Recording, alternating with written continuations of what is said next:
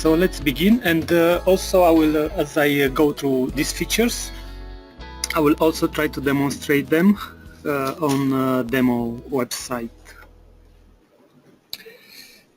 So let's look first at the major highlights in 3.0. What we added is the ability to do inline edits. Inline edits like to turn the grid into like an Excel application where you can edit information for a row or in bulk for all the rows. And we did it not just for the grid view, but we also did it for the listing view. And that's also interesting, and I will show you in a bit. And in addition to that, we also implemented a detail view, because it's a common scenario that you have a master view and then you need a detail view. Like you have a grid, and each item in the grid you need to display more information. Usually people implemented this using separate pages with HTML modules and my tokens inside. But now you don't need to. This I will demonstrate in a bit. So before I go into other major highlights, I will turn to the demo website to demonstrate this inline editing and inline detail features.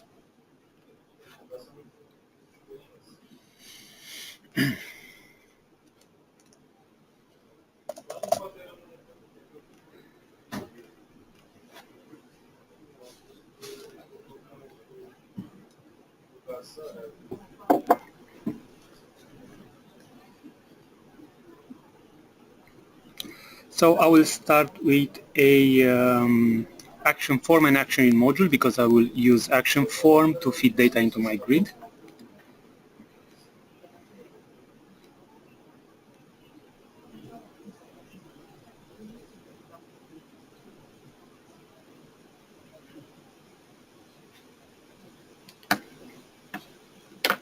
And I will create a simple lead form.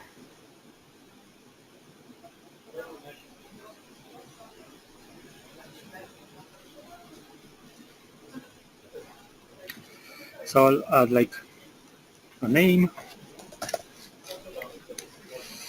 and I will add a let's say email,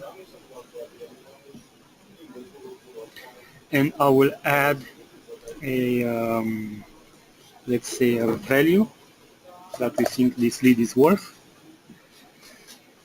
and then we can add a status,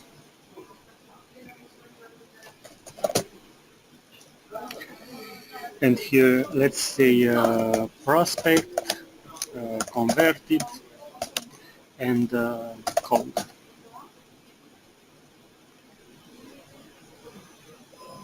Okay. And finally I will add a button to submit the form.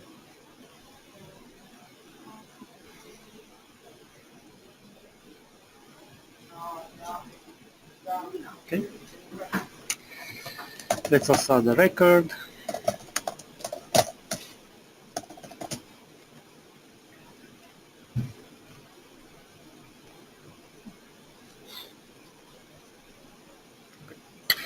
Now on to the action grid, where I will connect it to this action form that I've just created. Sorry, I'll go into the data source and select action form.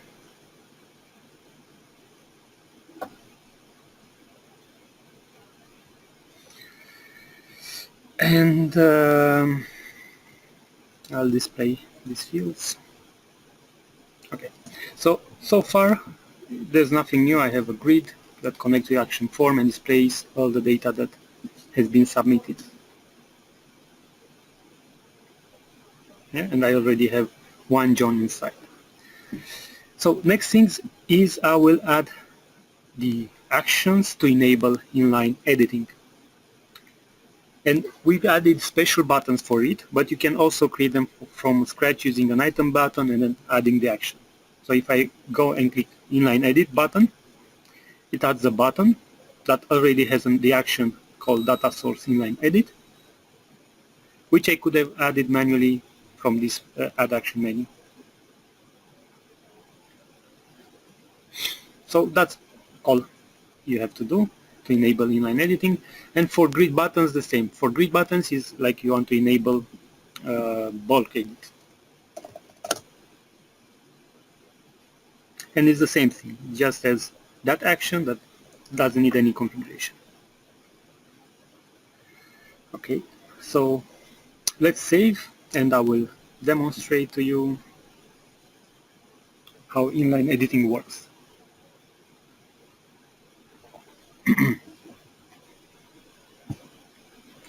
So now I have this edit button. When I click the edit button, my row turns into an editable field, so I can edit the information and save it. And you see so far all the text box, all the input controls are text box, but I can easily configure that. So I can go into each field. So let's go the status fields, for example, and I can turn it into a drop-down.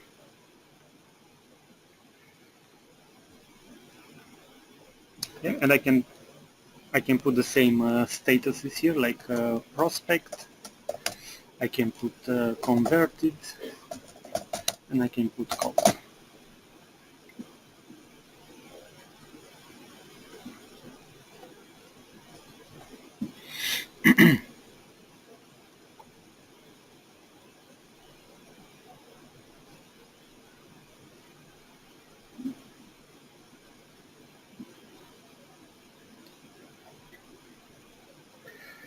So now when I edit this row, you can see that for prospect I have a drop down. I can select from it, converted, I'll update it.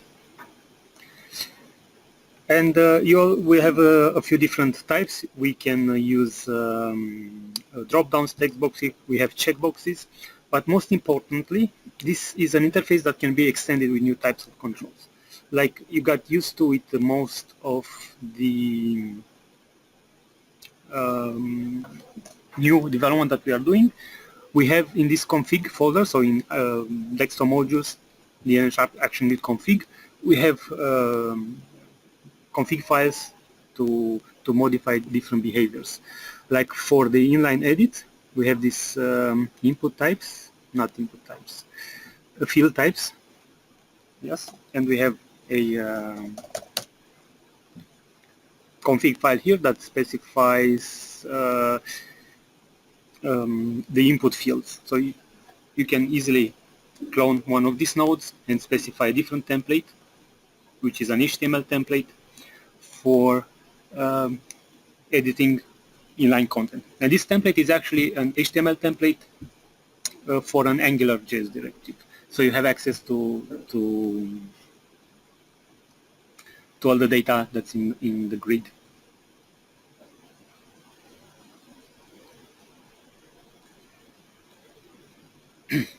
So that's one thing of the inline edit, that is ability to edit one row. But we also have bulk edit, where you have the ability to edit all the rows, but also add new entries. So you can add new entries from here. Let's add Mike.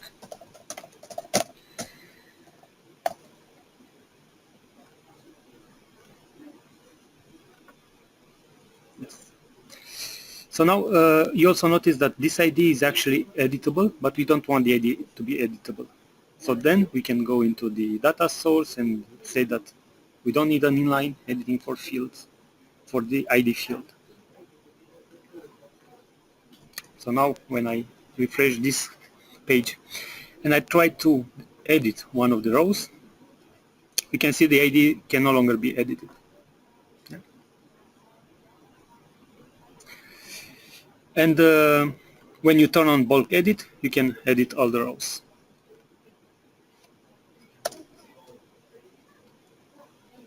Okay, Mike,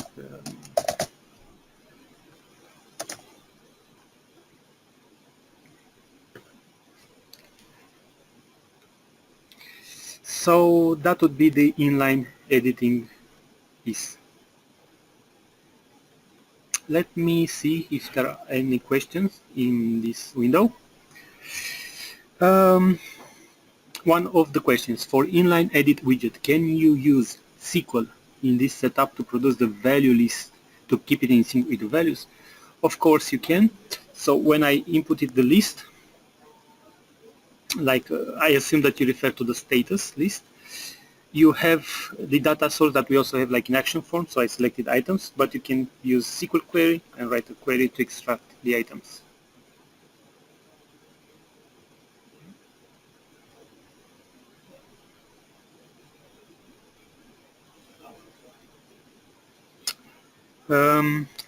And also I forgot to mention that this inline editing works with all data sources. Yeah, so here I had action form, but you can, with the database table, it would be the same inline editing capabilities, but of course when you use the database table you have to make sure that some columns accept empty values, null values, stuff like this. And also for SQL query, but for SQL queries you have to specify queries for inserting and updating items. Okay, let's see more questions. One question from Richard. Where do you find AngularJS file to see what templates are available? For inline editing, all the templates, so all the templates that you see in this configuration file, like checkbox.html or datepicker.html, they are all located into a special folder. Let's look at static, Angrid, edit. So they are all located in this folder. And it's the same folder where you would also find the views. So you find the views for listing view and grid view. And you can also create new views also from this folder.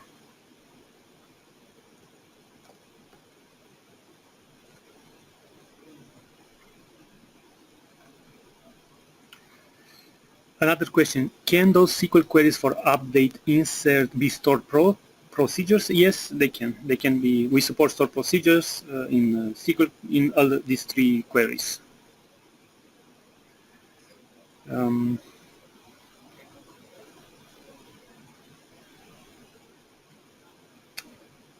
One more question. What is datepicker supporting grid? Is same as in forms? No, let me actually show you. In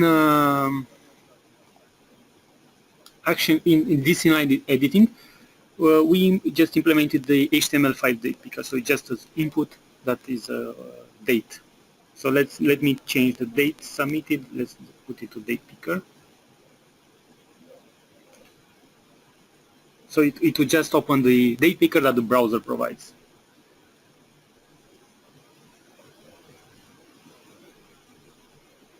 Yeah, so you have whatever the browser would, most modern browser will provide some sort of datepicker. So we saw that it's not worth investing that much time in this at this point. In action form we have jQuery datepicker, but that's long due for replacement. We plan to replace it with a Bootstrap datepicker, but that also seems like not a long-term investment right now.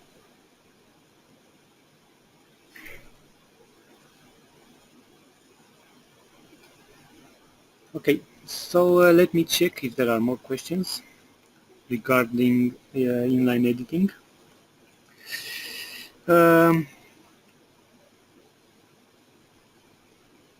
Can we use file upload control in inline editing? No, we don't support file upload yet in inline editing.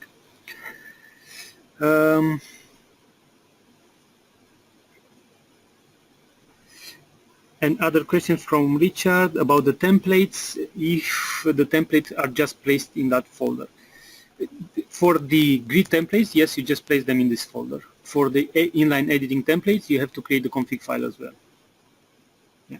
So I showed you the config file is in the root config folder, and the template would be in this folder.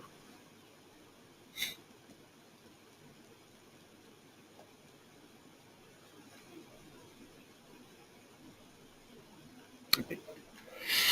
So yeah, let's move on. I see there are no more questions. We will come back at the end for more questions on this piece. So the next thing that I want to show you, let me go back to my presentation, is the formatting piece. So in my form, in my grid, I have a column that is a date, and I have a column that is a value, that is an amount. And so far, we didn't have an option to format this in a nice way. Yeah. So many times you would have to format this from SQL or using my tokens or stuff like this. But now we have formatting options for each field. We have, for example, for the date, we have custom date format, not custom date format, but date format. And here we can choose one of the available formats. And if we can't find it here, of course, we can use the custom date format, where is the standard .NET formatting specifiers that you can find the link here. So for this date, maybe I'm only interested in the date, not in the time. So I just use this format. And then for the value, I'd like to show it as money. Yeah. So let me save and show you how this looks like.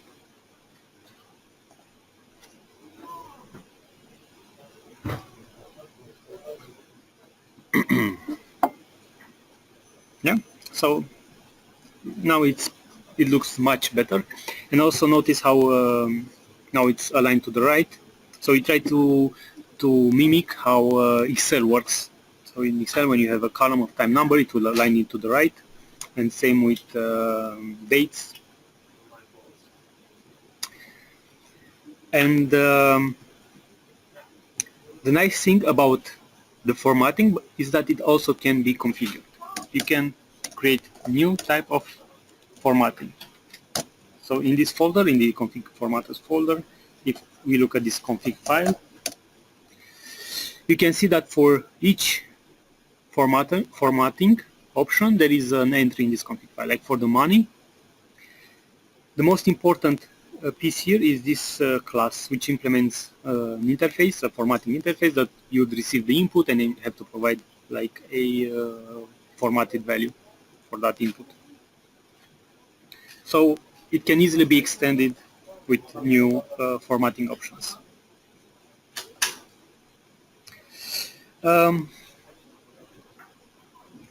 We have a few different other formats. Let me show it to you. We have for file size, so you can format file size in different sizes, or leave it on auto to get the best fit. And then we have for numbers, you can choose the number of digits that you have, the decimal places that you want. Yeah. So that would be the formatting piece. Let me check if there are more questions. One question is, can we create a mask for a field? I assume that this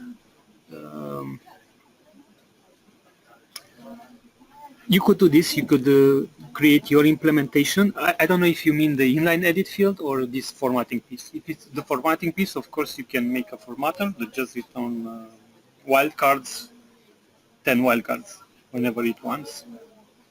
And for inline editing, I imagine that you can do the same. You can create a template that has some logic in the background that puts a mask there. But we don't have this built in right now. But I imagine through JavaScript, to AngularJS, it can be done. It can be done. Okay, so this was the formatting piece. Let's move on. The button per item.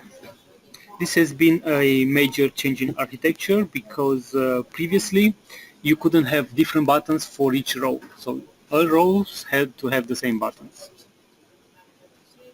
And now, so basically in this condition field, you cannot use like the status field. Yeah. So you cannot use the like this. You could not use this previously, like fields, grid fields, because since the buttons were the same for all rows, this one didn't make any sense, because this one refers to a single row. But now we made this change, and now it's possible. So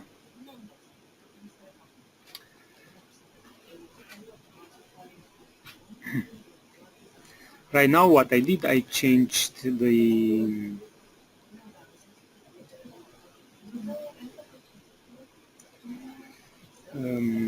I put a condition so the edit button is not there if the status is already, if the lead is already converted. So if it's already converted, it's finished, it's no longer available for editing. Yeah. So that was a long requesting feature, and you can have different buttons for a row. That's great. And finally, another major piece of development is the formula fields. What we did, previously we had a computed field, but that created all sort of confusion how to use the computed field, because it's just that it's some kind of calculations, but in fact it was just a template field.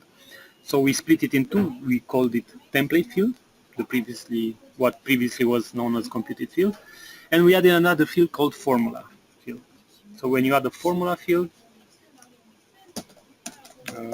let's say that we calculate a real value based on our conversion rate, and then we would multiply the value times, let's say, 0.6.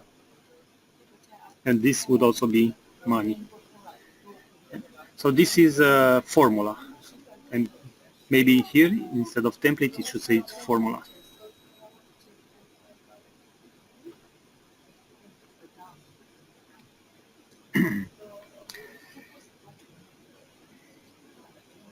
Okay.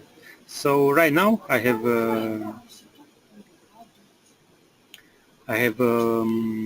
two leads. One is worth $100,000 times 0.6. It makes $60,000 US, and this is formatted as money. Yeah.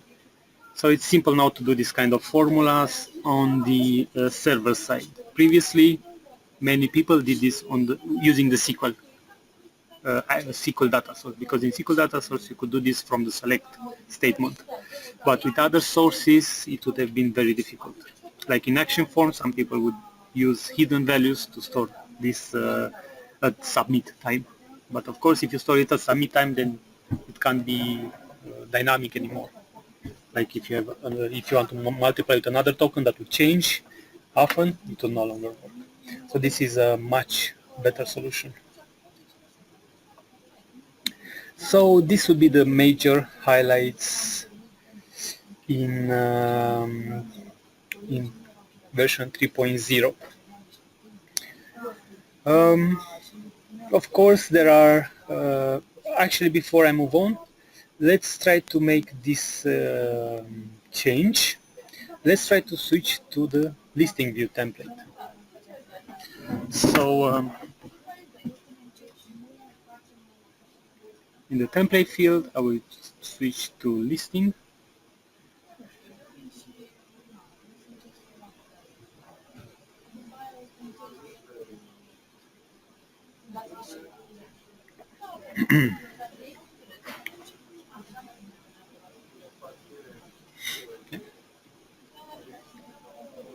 So now I have the listing template, and you can see I still have the inline editing capabilities. Okay.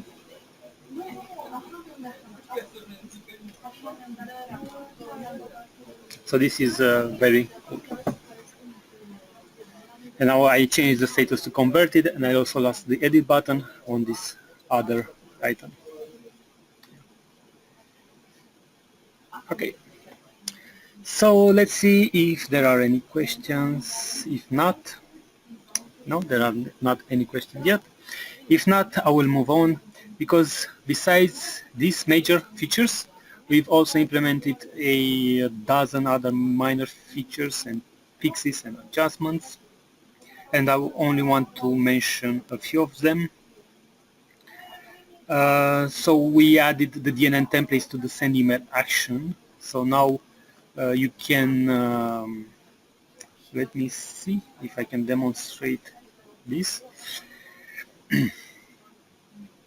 So now you can choose one of the DNN email templates, like the email that gets sent when a new user is created, for example.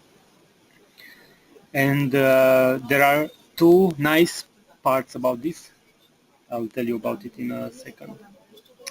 So let me add a new button, and then in this button I will add a send email action.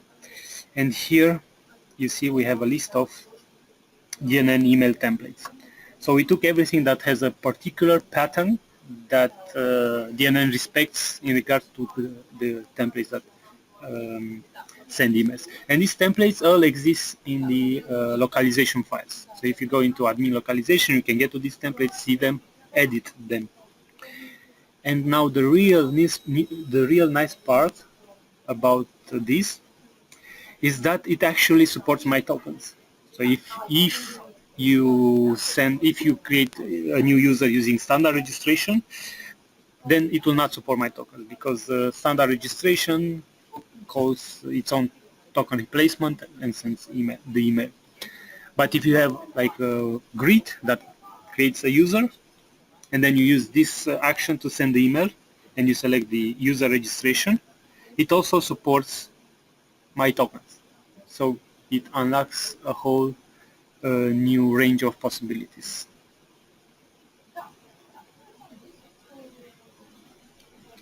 So that's one of the minor features we added. Another option we added is to use no pager. So many times people said that they don't want a pager.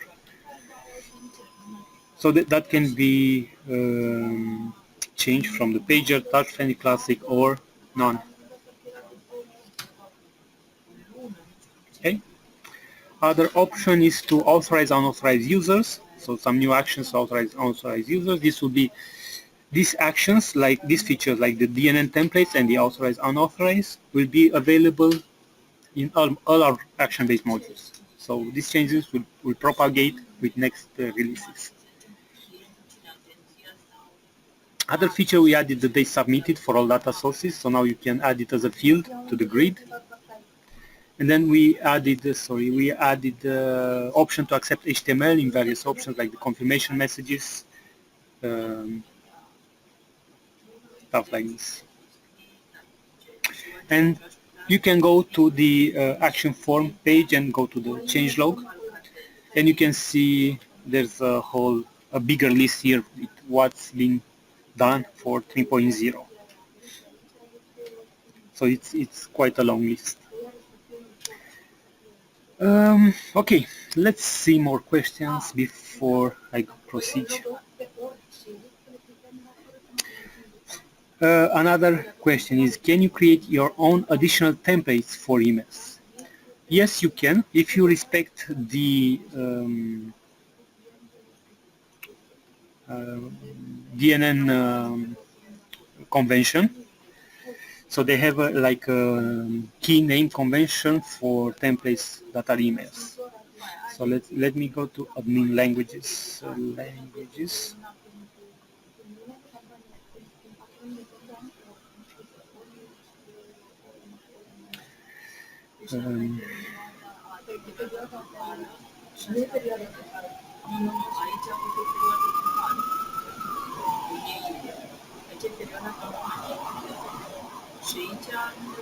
Okay, let's go to the global templates, maybe. Global resources.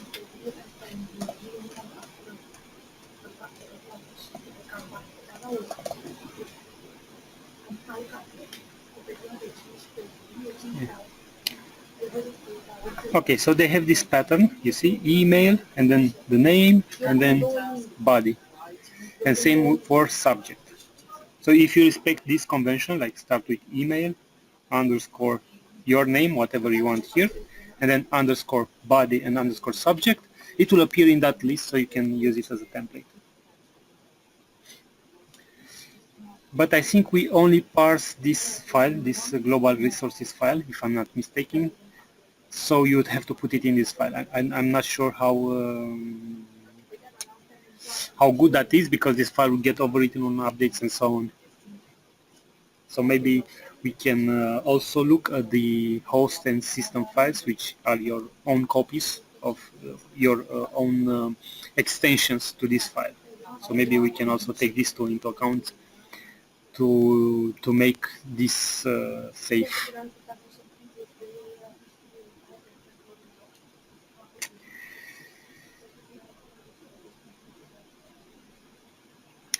Okay, correct. I forgot to show you the inline details feature. Somebody pointed this out. Okay, I'm sorry for that. Let me go back. So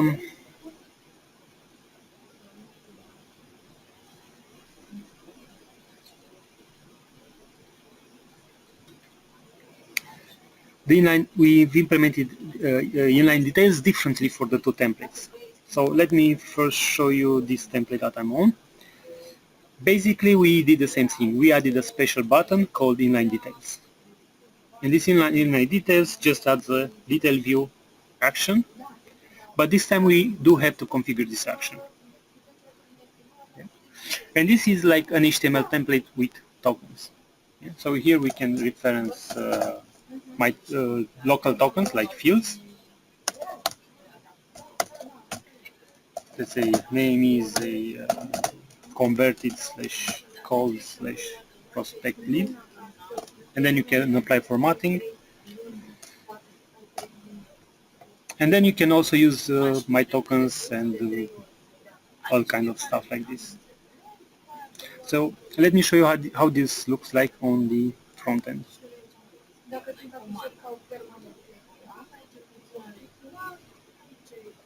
Okay. So you see now I have a details button, and when I click it, you can see I have a pop-up with all the details.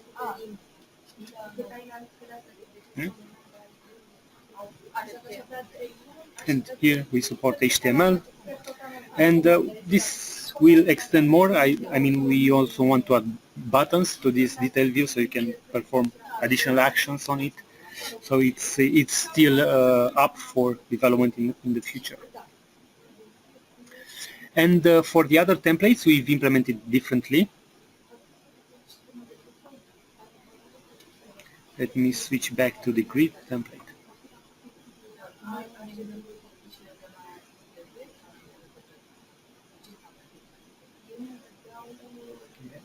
So for the grid template, you have the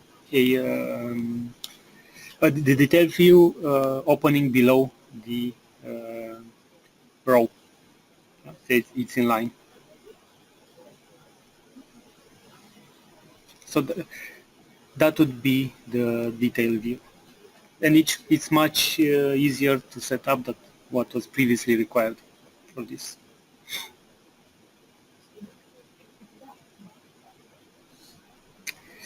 So, okay, sorry again for missing this feature. Let me get back to the list of questions to see if there are more questions. One of the questions is about a bug. Somebody mentions that when we set the data source using SQL query, passing query string parameters in web close, it throws an error. I believe this is a known issue. That is, the query string does not exist when you define the data source, but we need to run the query to extract the fields. So that's the problem. So if you do something like select all from users where, I don't know, is super user equals, or maybe not, let's do where portal ID equals, then we try to read the portal ID from query string. When we try to save this, we would get an error because the token does not exist in this context. So there is no PID right now. There is no portal ID. There is no portal ID in the query string.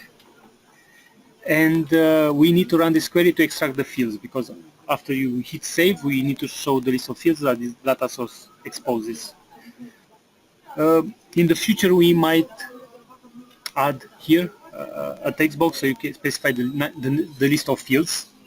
So you would be responsible to specify the list of fields, and then we no longer need to run this.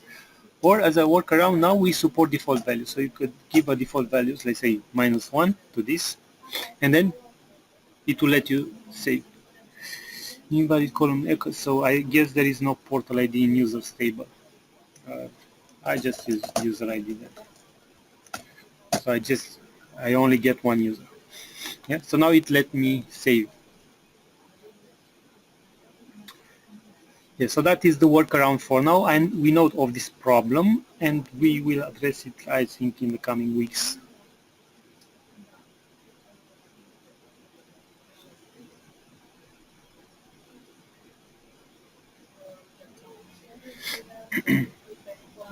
So I think as a quick fix, we will just add the list to specify the list of columns here, and if it's empty, we would run the query to extract it. If it's not empty, we will respect that.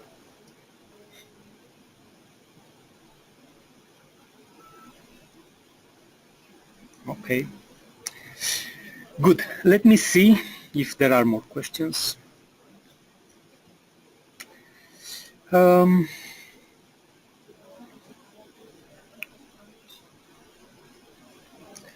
So there are no more questions at this time.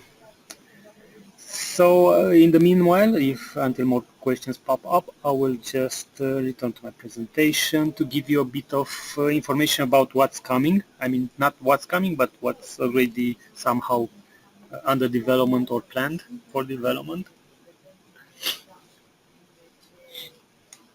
We have a new feature to create apps from a database table. And by apps, I mean create a form to insert data into that table based on column information like column type and default values and so on. And then also generate the grid that connects to that table to display data, edit it, and so on. And this will be a startup screen. So when you add a grid to the page, you go to manage. The first screen that you see is start with a blank grid or start from scratch, something like that. And the second option would be to create an app. And this again would be an architecture open for extension. So you could create your own initializer screens. Yeah? So you could say start from a web service, for example. And then you give it URL to a web service, and it creates an application based on some rules.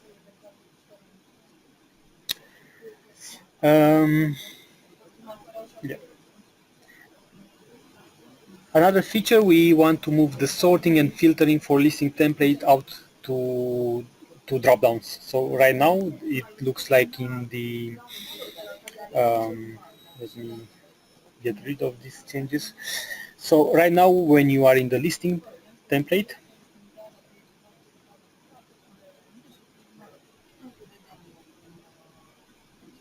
you get the header that looks like in the grid template, which is not very nice. It doesn't fit that well. So you get this, but with only I think I saved it or something. I saved the data, so that's why I have no data. But basically, you get in listing view, you still get this header, which is not nice. So the reason that we have this header is to still support sorting and filtering. Yes. What we will do, we'll change it to drop-down. So you will have one drop-down for sorting, and then you will have multiple drop-downs for filtering, based on which columns are filterable and which columns are sortable, of course. So that's another feature that's coming. And then we have a new carousel template coming out. So you will be able, if you feed a list of images in the data source, like let's say select something from files table where the file type is image, and select the carousel template, you'll see a nice carousel, and you can browse images, expand them to see them, and stuff like this. Because like I told you, this all these views, you can create your own views, and I know there are many people out there that are already creating their own views in Action Grid, because it's very easy. It's just HTML and AngularJS. It's much easier than using Razor or using XSL or other server-side technologies or even tokens. It's much more powerful than using tokens when you use HTML and AngularJS. Okay. Then we want to change the UI to material design, like we did it with our action form module. Of course, it will be an option, so you can switch back to standard Bootstrap. I know that not everybody likes material design, or not everybody is ready to move the whole site to material design. Another feature that's coming is row conditions. And basically what this means is the ability to hide an entire column based on a token. So let's say that in my example, in my scenario, I don't want to show the status column for somebody that doesn't have permissions, like a regular user. I only want to show it to admins. And then I would just hide the entire column. But then we also will also support the condition for fields. So for each row, you could specify either to show the value or not. Yeah, to show it based on a rule that applies for that row in particular. So instead of showing the status, it would just show like a minus or just n/a or just empty or something like this. So that would be another feature that is under development. And then we want to add ability to run JavaScript code on buttons like we have in action form, because that's becoming increasingly frequent on our support forums, and also while we implement our own project and systems. Yeah.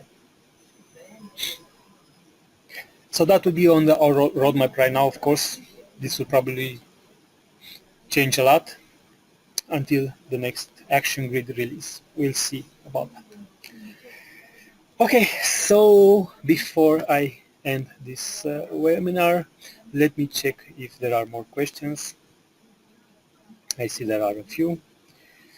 One question from Patrick. Are there plans to implement an HTML output for listing view that can be configured in the grid settings itself, similar to what you have in action form setting? I'm not sure I understand this one, because so you want a template per listing item. So you want a template for each item, but you can do this today. You can do this today with, for example, with the listing view. So let me get back first and fix this data source. Let me switch it back to action form. Yeah. So what you can do today is get rid of all these fields, add a template field, and add your own HTML here.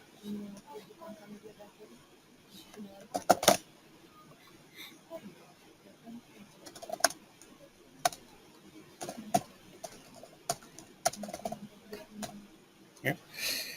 And then get rid of all these value, all these columns. I will just hide. I'll just hide them for large screens, because that should be faster for what I want to show you now.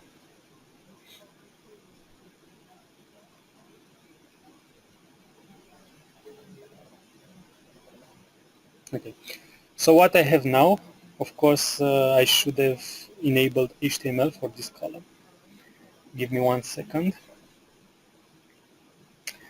Allow HTML, yes.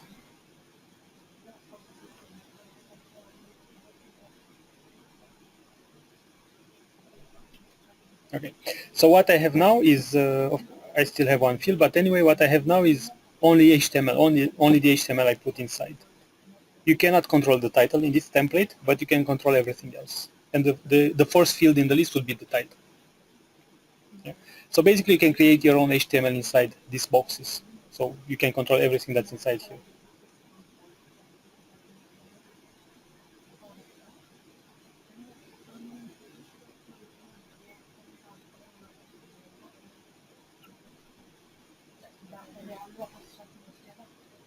Okay.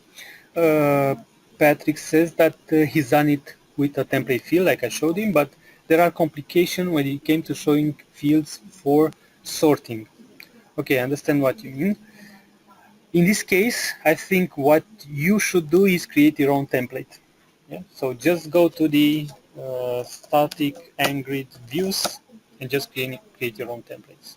I think that would be the easiest to implement, because that's basically it. That's what a template is a piece of HTML, yeah, that creates this layout. And then you have full control here. You have access to all the data and you have access to sorting. You can decide. You can even hard code your business logic here. You don't have to make it generic.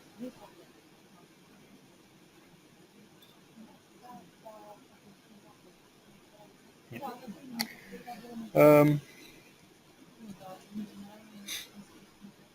I think when we switch this listing template, when we will add the drop downs, like I told you about earlier, you will no longer have this problem, I believe, because inside the dropdown we will display all sortable columns. Either they are visible or not. And same for the filters. We will display them independently of what you have inside here. That is possible for this listing template because the filters and the sorting is not tied to the layout of the actual items. In the grid view, that would not really be possible because in grid view, you have columns, and if you leave a column just for sorting, it will look weird. But for the listing template, this will be available in a future version, and I think it will fix the problem for you, so you don't have to maintain your own template. Okay, so I think the time is also up. It's 6 p.m. now in Romania. We are at the end of the day. I know some of you are just starting the day.